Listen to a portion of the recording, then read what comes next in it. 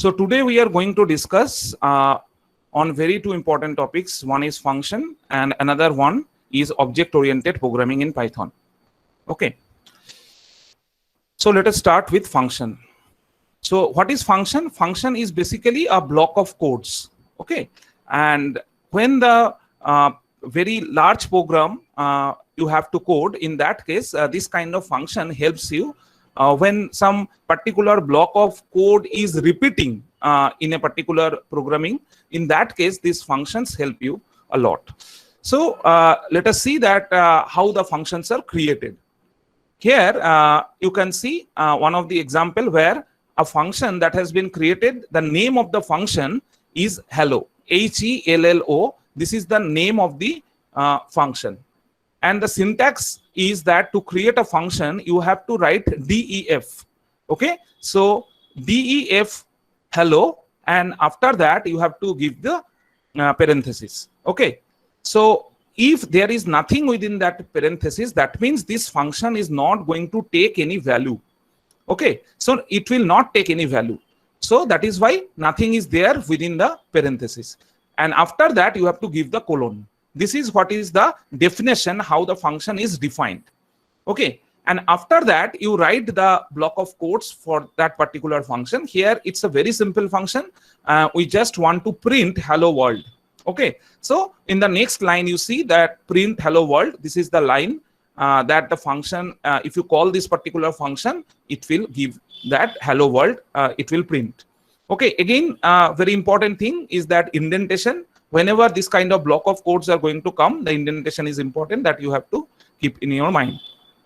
So this is a very simple function. Now you see that if we execute this one, then what will happen, that within this hello function will be created. Only the hello function will be created.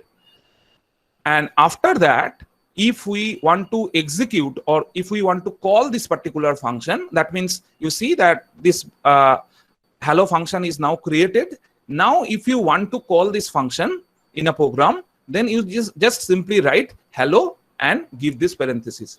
Now, if we do that, you see that it will give you hello world. Okay, so in this way, you can define a function, and after that, anywhere in your program, you can call that function. Okay, by the same name. Okay, so let us take another example to make it understand clearly. Suppose we want to make a program or we want to make a function that will calculate the factorial if any number is given. So we want to make a function whose name is, say, FACT, fact, that will calculate actually factorial if within this parenthesis, if you give the number of which the factorial is to be calculated. So what is the first step? You see that you have to first define the function, that is def. This is what is the syntax.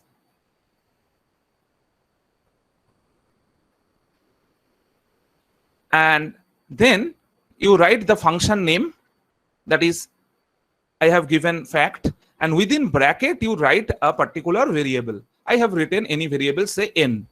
So this n actually you have to give when you want to call that function in the program. Okay, previously in the hello world function, you see there was nothing to be taken when you are executing. Here you see when we are executing this function or we are calling this function, we are not writing anything within the bracket because it is not taking any value. But when we are defining this fact function, there we are giving some value, say n, and that value you have to give when you are actually calling that function. So this is the initial. Now within that particular function, then you write your function. It is very simple. Define two variables, say I and f. These two are two integer variables that we have defined. And within I, we put n, and f initially we have defined 1. And after that, we have given if, else if, and else condition, that if it is n is less than 0, then we will print that f not a finite value. Okay, so basically this f will contain this particular string in that case. And if n is equal to 0, You see, this is a conditional statement, that is where double equal to you have to give. Then f will put this integer value 1, or else you see that while I is greater than 0, if I is greater than 0, then f is equal to f into I. Okay, so and finally I is equal to I minus 1. So this while group will continue. Basically it will multiply n into n minus 1 into n minus 2 in that way up to 1, because greater than 0 means up to 1 it will execute. And after that, when it will come out of this loop, then it will return f. So in this case, you see the function should return a value, and that value is the f. So function is going to return this value f. Okay, so here the function was not returning any value, it was only executing this line of code. Here you see that this function is going to return this value f. Now if you want to execute, if you want to create this function, so this function has been created, and now if you want to calculate, say, factorial of -5, then it will go here, and you see it will give that not a finite value. Or if you want to find out what is factorial 5, you see that it will calculate 120. So this function is created in this way. I think the basic structure of the function is clear from this example. Now coming to some other ways also function can be defined, and in fact one of the technique is very common in Python is the creating through lambda function. That means in a one line this is actually created. You see that instead of defining formally like this, definitely for a large block of codes you can use this kind of technique, but for a small function sometimes you need not to do all these things. What you can do, you just see that suppose we want to calculate, it will take a particular number and it will do this calculation. Now, what is the calculation? That it will calculate y square plus 2y plus 1. Okay, so it will calculate y square plus 2y plus 1. So we want to create a function g. We have given the name g, and that g will calculate what? It will take some value and it will do this calculation, that y square plus 2y plus 1. So it will return this value. So definitely we can create this function in this way also, but one of the technique that is the lambda function, the technique is this, that g is equal to, you write lambda. Okay, this is the syntax, you write lambda and then you write a variable y. That means this variable, this function is going to take, like in the previous case it was taken n, similarly in this case that variable is y. So write lambda, that variable, either y or x, whatever you can write, and then colon, and after that you write what is the equation or what is that particular function of y. Okay, so that function you write in this way. So that is sufficient. Now the g already has been created. Now if you want to call this g, suppose you want to calculate what is g3, then you can see that g3 is nothing but 3 plus 1 whole square, which is 16. Okay, so this is one of the technique by which in one line you can create the function through lambda function, and we are going to use this particular technique of creating functions in our data science projects, in our machine learning project. So this is a very, very important thing. Now to very important thing, that this lambda function can be used with filter or map. So these are the very two important functions. Let us see these two one by one. Suppose we have a list L1, and that list is containing some integer values. As you can see, within that list some integer values are there. So what we actually want to do, we want to find out, we want to filter out the even numbers only. Suppose we want to filter out only the even numbers elements from that list. Okay, so for that what we can do, we will create another list that will contain only the even numbers of the list L1, only the elements which are even number in list 1. So what we are doing, we are creating another list. We have given the name, say, filtered underscore L1. You can give any name L2, L3, L4, whatever that may be. So within that new list, we want to keep only the even numbers of list L1. So what is the statement then, or the syntax is that you have to write that list, and that means you want to create a list. Okay, so list is you want to create a list, and then you have to, within parentheses, you have to write whatever you want to write within list. So within list, within parentheses, you have to write filter. Filter is the main keyword here. So because you want to filter from this list, then what you want to filter? You want to filter some function. You want to filter some function, and that function we will define in this way. Suppose lambda x colon, what is x? X will be such that x percentage 2 is equal to 0. Okay, that means it will be divisible by 2, and it will take x from which list? It will take x from list 1, L1.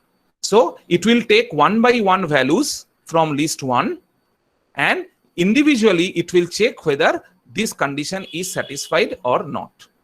Okay, or you can put any other functions, like if you want to make square of each of the term, that also you can write, say, x square and comma L1, then it will contain the numbers having square of all these numbers. So any functions you can put here.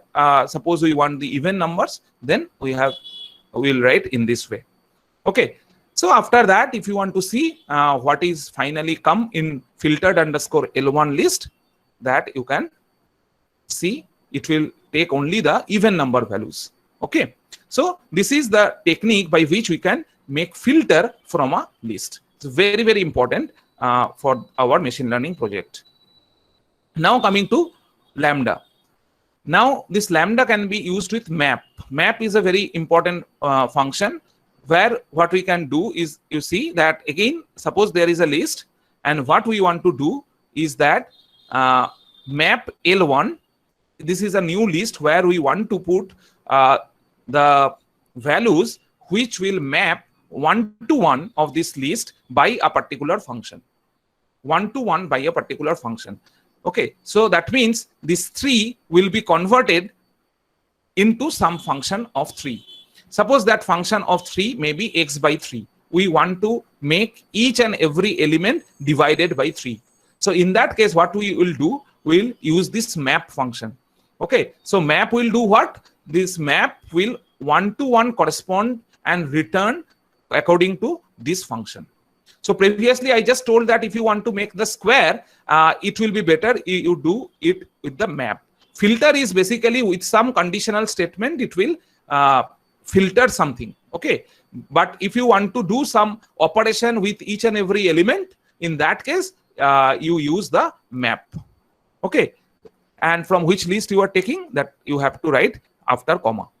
And finally you have created the map L1 is the new list that will be created, and each element of this list will be 1/3 of the elements in the original list L1.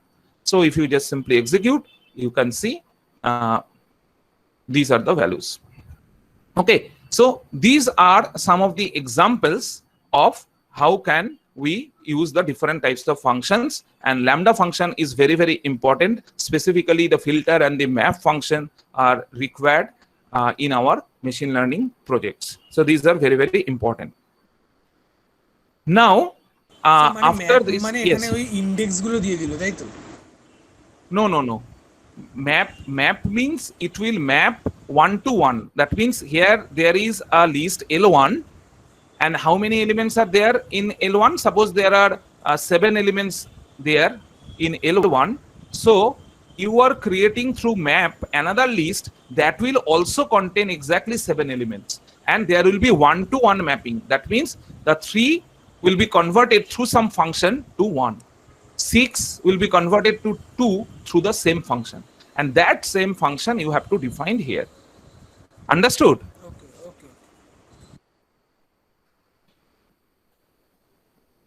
Okay, so this is what is the map function is doing. Now we'll see the object-oriented programming in Python. So if you have any doubt regarding functions, you can ask, or I'll go to the object-oriented programming in Python.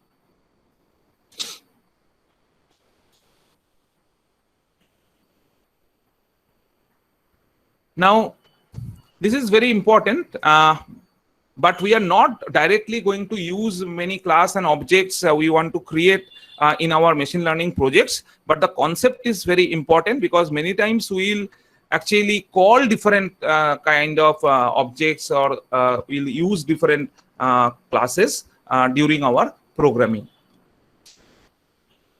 So first thing is that what are objects? So objects are basically the real world entities which are surrounding us. We know mobile phone or a bike or a dog or a human being, everything is basically the objects. And through programming, if we want to implement the objects, then that kind of programming is called the object-oriented programming. Okay, so what is object? Object is real world entities. Okay. Now, in object-oriented programming, two terms are very important. One is class and another one is object. Now, what is class? So, class is a template or a blueprint for real-world entities. What are these real-world entities? These are basically the object. So, what is class? Class is basically the template or the blueprint of the real-world entities. Now, let us try to understand through some analogy. Let us consider that this mobile phone is a class. Okay, this is a class which is mobile phone, and this class having certain properties like color, cost, battery life. These are kind of properties of this class. And this class mobile having certain behaviors. It do some tasks like we can make calls, we can watch videos, we can play games through this mobile. So phone is basically a class or the basic structure, okay, of the real world entities. Now, this class is basically user defined data types. We have already seen the data types like integer, float, string, boolean, right? So class is also basically a data type which is user defined data type. Okay, like in our case, we have taken the example of a mobile. So this is a class. Now let us try to understand what is object and okay, before that, let us see that what this class actually having. The class having two things. We have seen that class having certain properties like color, cost. These are technically called attributes. Okay, so these properties are called attributes. So this is a technical term, attributes. And class is doing some tasks. Okay, and these tasks like play games, make calls, these are called the methods. Okay, so class having attributes and methods. So here I've given the example of class, that properties, class having certain properties, class having certain behavior or the task that class do. So this behavior is nothing but the methods, and these properties are nothing but the attributes. So what is class? Class having attributes and methods. Okay. Now let us try to understand the objects with respect to the class. Then the concept will be clear. Now see that class is the general framework, that mobile or the phone is the general framework. But if I tell you that Apple phone, that is a kind of phone, Motorola phone is a kind of phone, Samsung phone is another kind of phone. So these are basically different objects, Apple, Motorola, Samsung. But their basic template, their basic blueprint is what? That is phone. Okay, so now you try to make an analogy that what is the difference between object and class. So objects are what? Objects are specific instances of a class. Class is a general blueprint, and we can make different objects out of that same framework or same data type. Okay. Now, for example, I have already told you that class is a user defined data type. So we have already seen that suppose integer is a data type, and integer data type we can put the values like 10, 20, 30 like that. Similarly, specific instances of mobile data types can be Apple, Motorola, Samsung. So these are like objects. Okay, so in class basically different types of objects data it can take.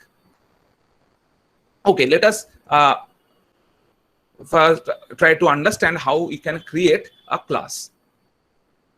Now let us consider if we want to create a class, then what is the command? That class, then phone. Suppose we want to create a class and the name of the class is phone. The most important thing that you have to note that the class name should start with a capital letter. That means this phone, this is the name of the class, must start with a capital letter. Here it is capital P. Okay, so class name cannot start with a small letter. That you have to remember. Okay. Now class say phone that we want to now define. Then after that colon. This is what is the syntax by we create a class. Now within class, what we do? We know that within class there are attributes and there are methods. So within class, we are going to define two methods. Here you see we have make two methods. Okay, so suppose a method is nothing but here make call. Let us consider this is a function, nothing but a function. See, you see that def make call is the name of this method, and within bracket it is taking the value self. See, always remember when we write any function within the class, then it will always start with the self. It can take other attributes also, other features also, but the first it will always start with self. So here it is self means it is not taking any other values, only it is taking self. Okay, so def make call self, and we have defined this make call, that is what? Now print making phone call. It is not going to return any value, only it will print making phone call. We are defining another method, say play game self colon print playing game. So this is what is creating the phone class. So in this class, we have not defined any attributes. We have defined only methods. So this class having only methods. Two methods are there. Okay. Now if we want to instantiating the object, that means suppose we want to create an object P1. Okay. We want to create this object P1. So what we are going to do, that P1 is equal to phone. So phone is the basic class that is already there. We have already created. Now if we want to create an object that is having the similar blueprint or the same data type of that phone class, then what we do, we'll simply write P1 is equal to phone. So here this P1 is the object that we have created. Now if we want to call any methods from that class, that we can do simply like this, that you write the object name that you already have defined that it is of which class, and then you use dot, and then you write the particular method. So P1 dot this method make call already defined within that phone class. So if you do that and if you execute this line, you will find making phone call. Okay. Similarly, you can also call this play game method. Okay. So P1 dot play game, this method you can also execute and you'll see that playing game. So these are nothing but invoking methods through object. So how to create object is this one. How to invoke methods through object is this. And how to create class, that is this. Here in this class, only what we have done, we have only created two methods. No attributes has been defined in this class. Okay. So if you want to see these things, let us go to the coding part and see. Suppose we want to define a class, and you see that class phone, and then we have defined make call self. So defining methods inside the class, print I am calling say, and def play game self, defining methods inside the class, print I am playing a game. So in this way the class has been defined, and you just execute. So class phone now has been created. Now instantiating an object, suppose we want to create the object P1 of the same class phone. So simply write P1 is equal to phone. Okay. Now if you want to invoke that method within that object P1, then what you do, you simply write P1 dot make call, and you see if you do that, it is giving I am calling. Similarly, for this one, P1 dot play games, you'll see this one. Okay, so this is what is the basic structure. Through simple analogy, I have tried to explaining. Now, let us see something more. That means if we want to add more parameters like attributes, okay, color, cost, and all that, then what you do, suppose we want to create the class phone, where we are going to define the set color. The set color will take, you see, the first one I have already told you, it will always be self, and after that it is taking the color. Okay, and it will convert that self dot color is equal to color. So this color, whatever will be given there, that will go to self dot color. So this color actually, when you are going to call this through some object, this particular thing, in that case you have to give this particular color. Okay, maybe red or white, that user can give. So your color is basically a variable that is there. Now you see def set cost, similarly self comma cost, and you just put within self dot cost this value cost. Okay, now what you can do, you can write a function that show color, and that is not going to take anything new, and it will simply return what, self dot color, because within self dot color now already the color is there, so it will simply return self dot color. Simply show underscore cost, it will return self dot cost. Okay, and what else, that other two methods are also there, like make call and play games. So here you can see these are like show color, show cost, make call, play game. All these are different types of methods. Okay, these are different types of methods that you can call, and these are basically the attributes that you have created. Now let us see this thing in our code. You see that we have created this thing, that class phone, set color, then self dot color is equal to color, exactly the same thing. And after that we are creating an object, say P2. This object we want to create, and we have written P2 is equal to phone. Okay, then if we want to set color, that means if we want to give that attribute, so in that case that attribute you have to put there. You can see that it will take the color, set color will take this color variable. So P2 dot set color, then you write red. P2 dot set cost, you write 5,000, that is the cost. So in this way it will take the attributes. It will take the attributes. Now once the attributes are taken, you can simply call these methods like P2 dot show color or P2 dot show cost. Then you will see this will going to print these values or the color. Okay, let us do it. Okay, set underscore color.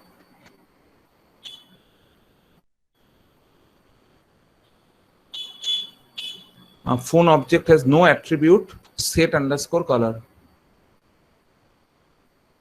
Set underscore color, self comma color, self dot color is equal to color.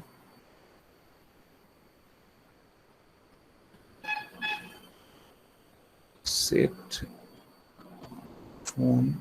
Oh, sorry. I have not executed this particular class. It is taking the last phone that I have actually created here. Okay, so you have to execute this one first. Now this particular phone class has been created, because in the previous phone class this set color and all that was not there. Okay, now if you call this, you see that it is showing that red, that is the p2 dot show color and p2 dot show cost is 5,000. Okay, so in this way we can put these attributes, but it is quite clear that this is not a very good way of giving many attributes one by one in that way, and that is why the constructor is very, very effective. So now let us see what is constructor.